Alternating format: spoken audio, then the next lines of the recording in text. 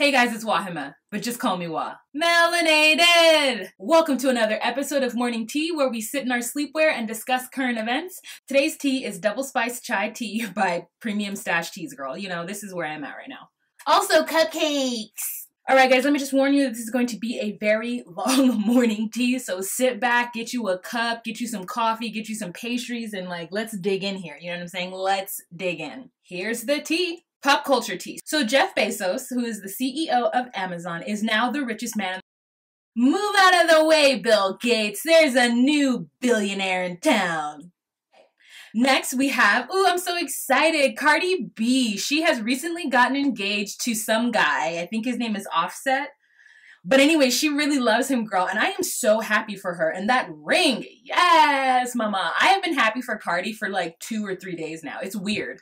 I don't feel anything like, I don't usually care about celebrities and them getting married or whatever, but I really am like, I just wish the best for Cardi. I want her to be happy for however long it lasts, for whatever. I hope she's happy, and I'm happy she's happy, so I'm happy for her. All right, so speaking of another black woman and marriage, we have Tamar Braxton, who is divorcing her husband. For some reason, this was a big enough deal for The Real, who fired her, I guess last year or a couple years ago, for them to make an announcement to say how sorry they are and how much they hope the best for her. Like, part of me go, oh, that's really sweet, and the second part of me goes, are they still friends? Like, why are they even talking about her? It's weird, right? A little.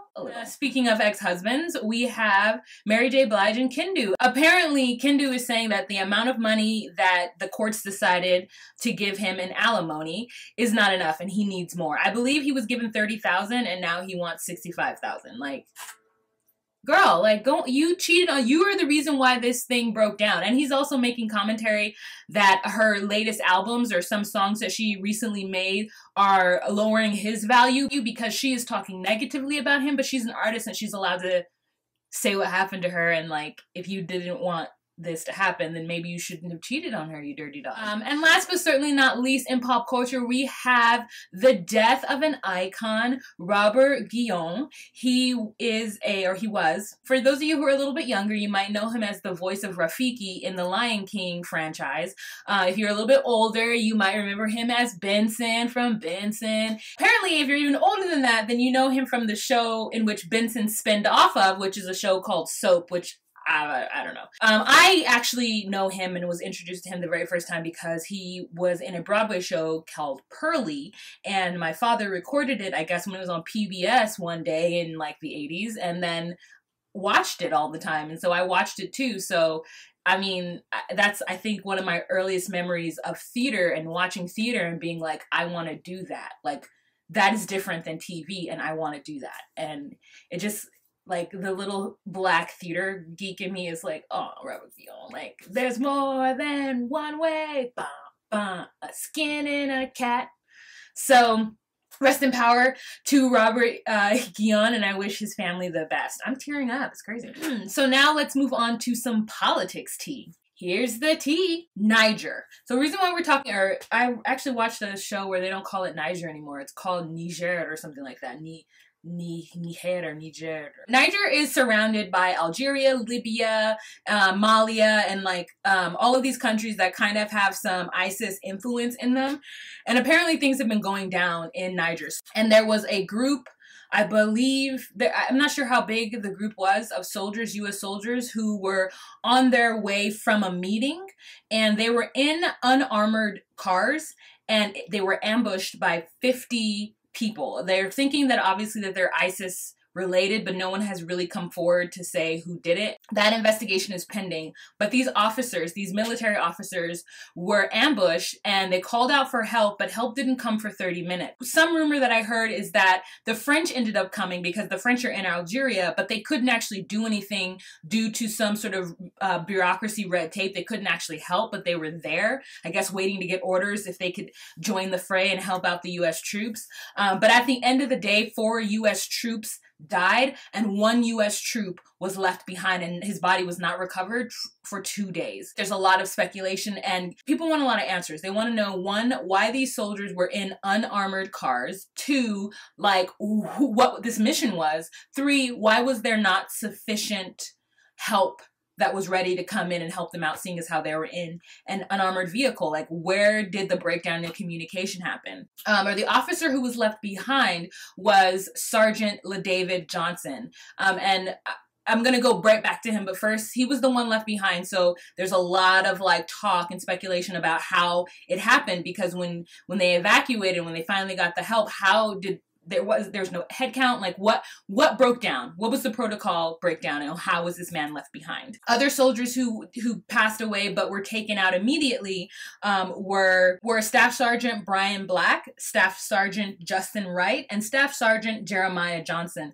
So my heart goes out to the families of those fallen soldiers, and I wish their family the absolute best, and I hope that we get some answers as to what happened to these troops. Now, going back to Sergeant LaDavid Johnson, there has been a heightened sort of sense of what happened to him, because A, he was a soldier that was left behind for 48 hours. Two, his wife, upon receiving this information and being able to come to her husband's funeral, was not allowed to see the body. So there's a lot of speculation as to exactly why she wasn't allowed to see the body, what the body looks like, you know, what's going on. But she received a phone call from the President of the United States, and it upset her because of the way he spoke. She said that he wouldn't say her husband's name. He kept saying, your guy, and she could tell that he didn't know exactly who he was talking about, because he was like ruffling papers because he had, you know, the report right in front of him. He also said, well, you know, he understood what he was getting into, so this is like part of it. I guess he knew what he was signing up for, but it still hurts. And I think to say that to a grieving widow wasn't probably the most tactful thing to say. So she ended up, Maisha, the widow of Mr. Johnson, or Sergeant Johnson, ended up not feeling well after that call from the president. And the president also, before she even stepped up and said, you know, this was a really weird call, and the president wasn't very helpful and he made me feel worse, the president was saying that, yeah, he called all the troops family, and none of his predecessors ever called the families. And it was just kind of like, what? Like, why would you make a boldly false statement? Oh, you're Donald Trump, that's why. I'm not sure why Maisha Johnson went on record saying that her call from the president was whack.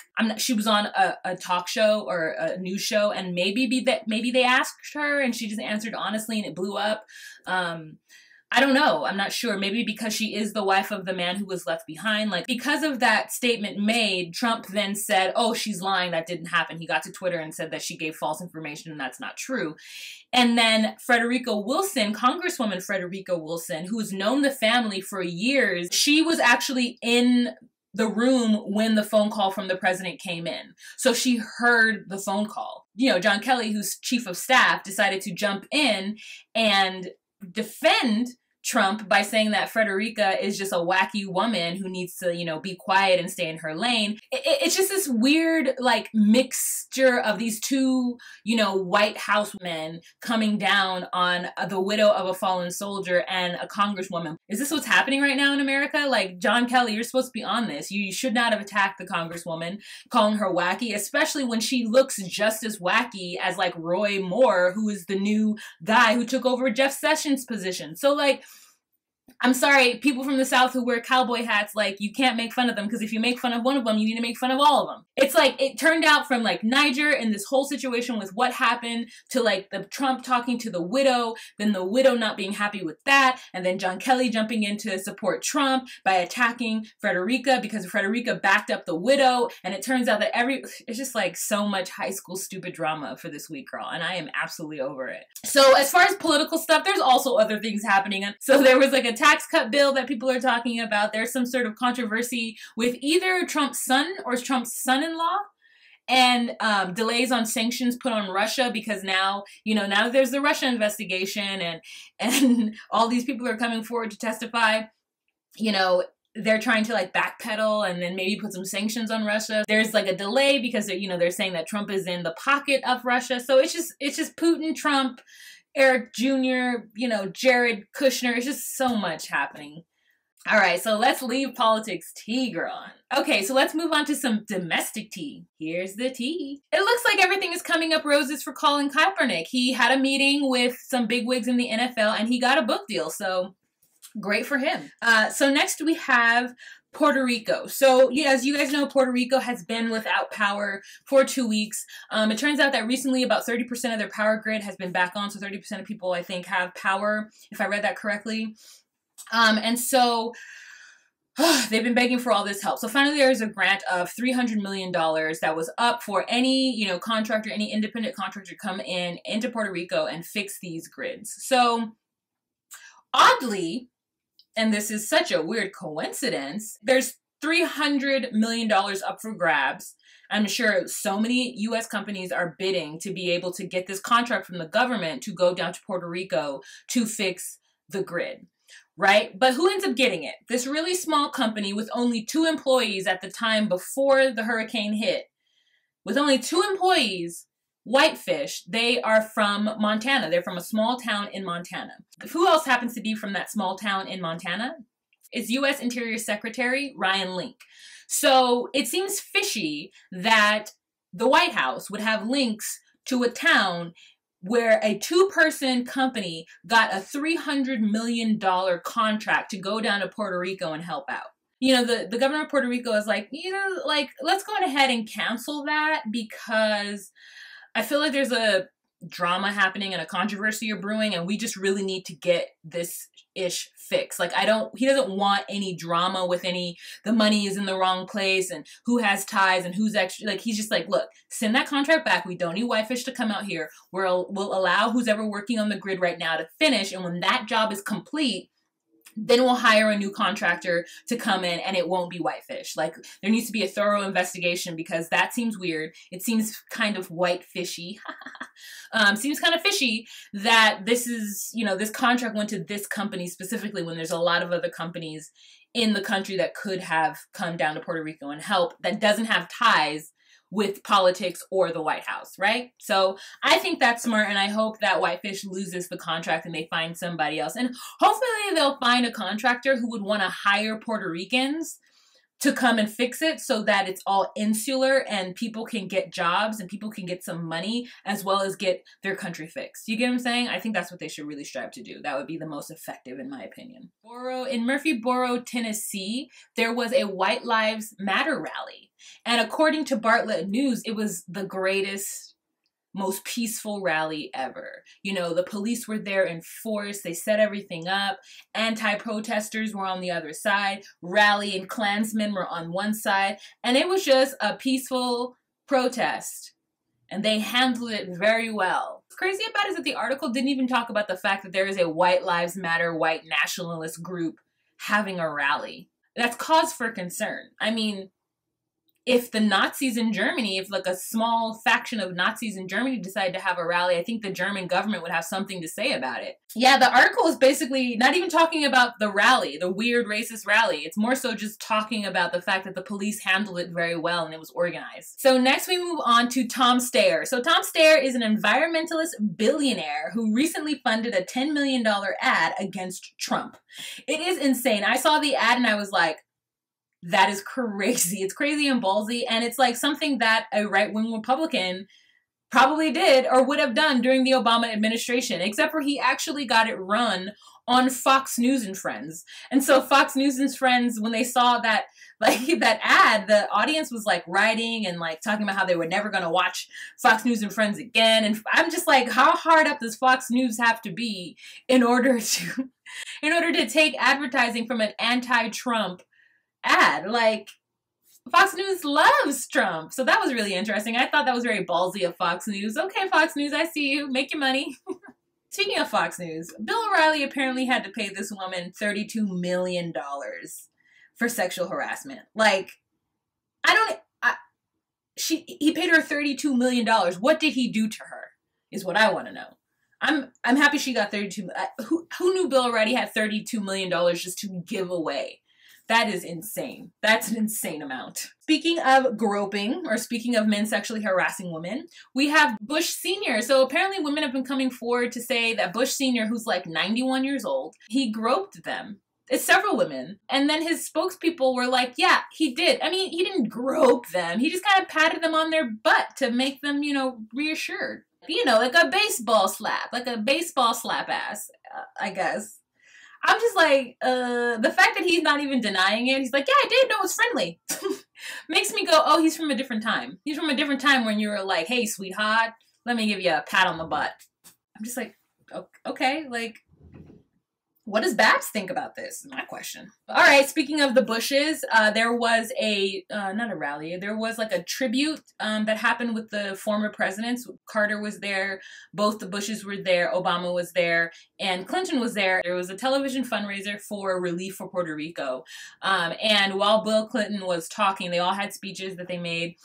And while Bill Clinton was talking, Bush and Obama are like standing right behind him, and W like goes over and says something to Obama, and Obama starts to crack up and then realizes that he's on TV and then just kind of puts his head down and like tries to hold in the smile. It's kind of a weird, cute, bro-y moment, especially because if you remember the post-Trump times between the Republican and the Democratic Party, it was like a different feeling. Like, yes, they were on opposite sides of the aisle, but I don't know if you guys know this, but Bush and Obama talked a lot. There's been photographs of them hanging out on Air Force One.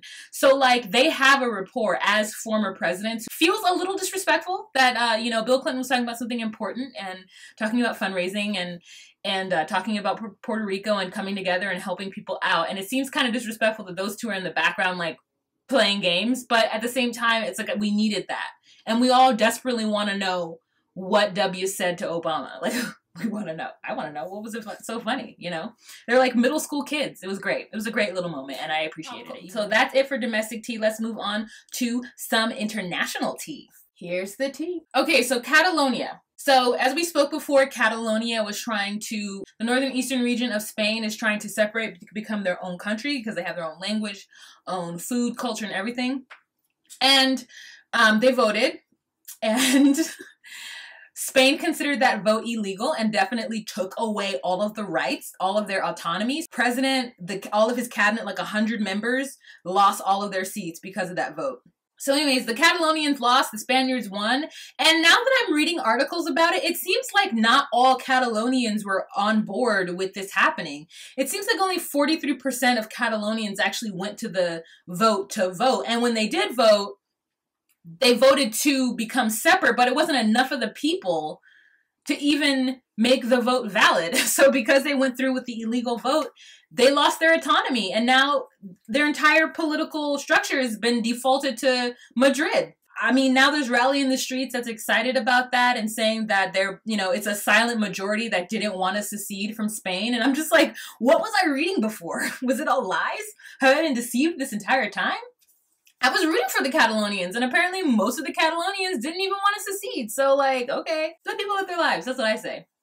Next in international news, we have word from Marawi. Remember when I spoke about the Filipino city that's supposedly the capital, like the Muslim capital of the Philippines, is Marawi, and how ISIS was there, and how the president Duarte, who's like a misogynistic pig, sent troops down there to root out ISIS. But apparently there's been like fighting happening since then, like guerrilla warfare. So on October 23rd, Duarte came forward and said that, you know, finally the Filipino government has liberated the city of Marawi, even though there was still like pockets of fighting after that. But I didn't know there was a siege happening in Marawi this entire time. Oh my God, I feel so bad for those people. Like initially they told the people just to chill in their houses and like hide out, but the fighting got so bad that people had to flee for their lives. Dang. I didn't know that the city was under siege like that, and that makes me really sad. God, there's so much happening in this world that's just so ugly that, you know, sometimes it gets hard. I want to look at things that are good. I always ask you guys to let me know if there's any news that happened in the world. A lot of times people give me news that's like sad news. You know, there's something happening in Burundi right now. There have been mass graves. There's been a mass exodus. There's like civil war and infighting happening with ISIS. You know, there's refugees going to the Congo. But as we all know, the Democratic Republic of Congo is so jacked up. How could they be taking any refugees in from anywhere?